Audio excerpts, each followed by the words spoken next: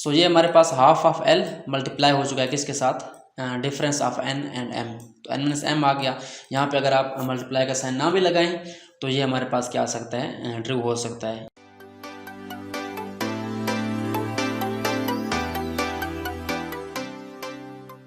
अस्सलाम वालेकुम, welcome students.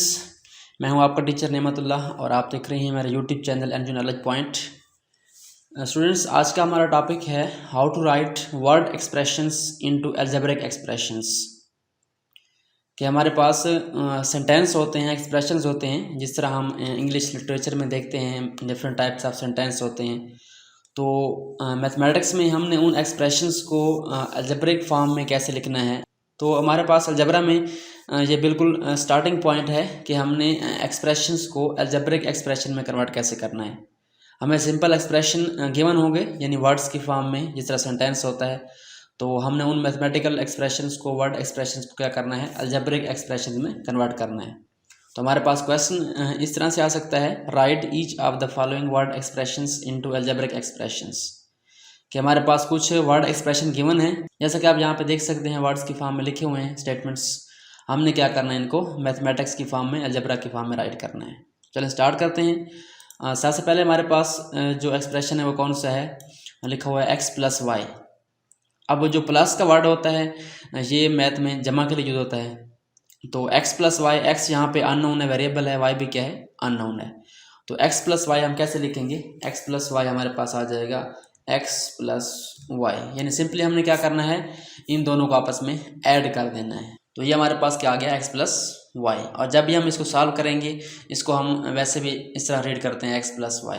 उसके बाद हमारे पास नेक्स्ट है ए माइनस बी, यानी ए में से क्या करना है, बी को माइनस करना है। तो पहले ए आ जाएगा हमारे पास, उसके बाद माइनस का सिंबल और बी आ जाएगा।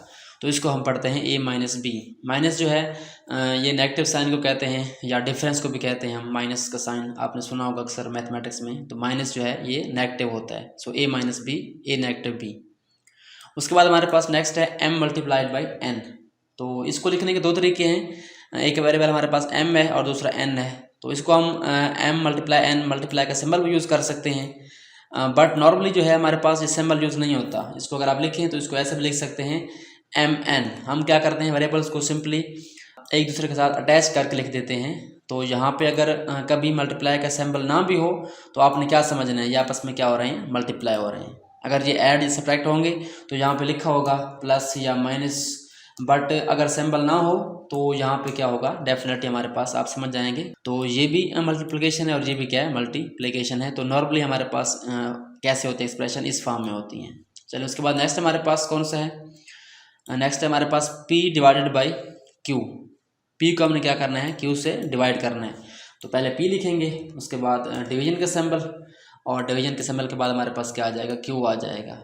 इसको भी हम क्या कर सकते हैं, दो मेथड से राइट कर सकते हैं। एक तो हम P divide by Q division का सिंबल लगा दें। दूसरा हमारे पास क्या होता है, डिवीजन का सिंबल बट्टे की फॉर्म में होता है। तो हमारे पास ये जो पहला हमारे पास न्यूमरेटर है वो ऊपर आ जाएगा P, और Q क्या आएगा, नीचे आ जाएगा। तो इसको हम ऐसे भी राइट कर सकते हैं। तो P डिवाइड बाई Q ये हमारे पास आ गया। उसके बाद नेक्स्ट हमारे पास है सम ऑफ 3x एंड 2y।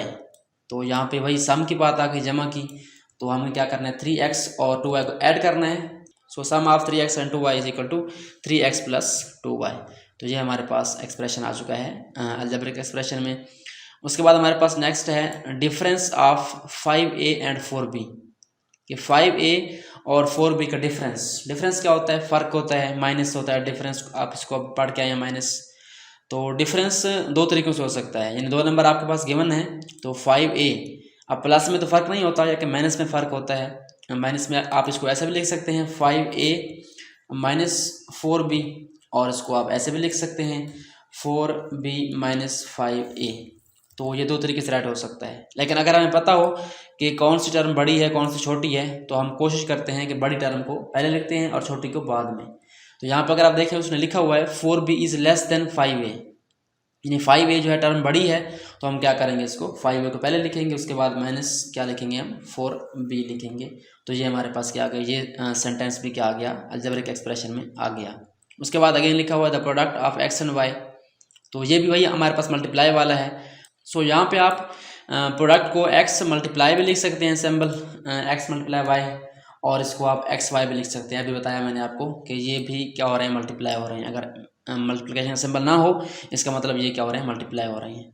इसका एक और मेथड है, अगर ब्रैकेट्स लगी हो तो ब्रैकेट्स भी क्या कहती हैं कि ये दोनों आपस में क्या हो रहे हैं, मल्टीप्लाई हो रहे हैं। तो अगर आप ब्रैकेट्स यहाँ पे लगा दें एक्स वाई के बाहर तो ये क्या हो रहे हैं, आपस में मल्टीप्लाई हो रहे हैं। तो ये प्रोडक्ट आ गई एक्स वाई की। उसके बाद नेक्स्ट हमारे पास कौन सा है, the sum of P and Q divided by R. कि पहले हमने क्या करना है, पी क्यू को सम करना है, ऐड करना है, और क्या करना है, डिवाइड करना है उसको आर पे। तो हम क्या करेंगे, पी प्लस क्यू करेंगे, और उसके बाद क्या करेंगे, उसको डिवाइड कर देंगे आर के ऊपर। तो यहाँ पे आपने एक चीज़ का ख्याल रखना है कि हमने क्या करना है, दोनों को डिवाइड करना है आर पे।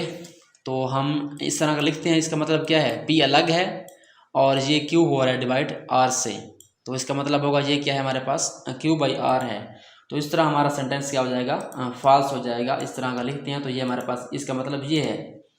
तो अगर आप क्या करते हैं, ब्रैकेट्स लगा के लिखते हैं तो ब्रैकेट्स का फ़ायदा ये होता है कि वो जो सेंटेंस होता है हमारे पास क्लियर हो जाता है। P plus Q divide by R है, इसका मतलब ये सम जो है इसको हमने डिवाइड करना है दोनों को। तो हम क्या करते हैं, यहाँ ब्रैकेट लगा लेते हैं। अब हम अगर लगाते हैं साइंस इसका डिवीजन का तो ये सिंपल आ जाएगा। इसको हम लिख सकते हैं P डिवाइड बाई, इसको हम लिख सकते हैं P प्लस क्यू, ये हमारे पास ऊपर आ जाएगा। आप ब्रैकेट ना भी लगाएं तो कोई इशू नहीं है, और नीचे हमारे पास क्या आ जाएगा, आर आ जाएगा। तो ये हमारे पास sum of P and Q divide by R आ चुका है अलजेब्रिक एक्सप्रेशन के अंदर। उसके बाद हमारे पास लास्ट है। लास्ट में क्या है, थोड़ी बड़ी स्टेटमेंट है लेकिन बिल्कुल सिंपल है। Half of L multiplied by the difference of N and M. कि एल का हाफ, अब हाफ क्या होता है, आधा होता है। मैथ के अंदर हम क्या करते हैं, हाफ को 1/2 लिखते हैं, ठीक है। तो 1/2 क्या होता है, हाफ होता है। हाफ ऑफ एल यानी L/2, या सिंपली आप इस तरह लिख दें। मल्टीप्लाइड किससे हो रहा है, by the difference of N and M. ये हो रहा है मल्टीप्लाई। आप मल्टीप्लाई भी कर सकते हैं या सिंपली ब्रैकेट लगा दें तो वो भी ठीक है हमारे पास। यहाँ मल्टीप्लाई का साइन लगा दें वो भी ठीक है।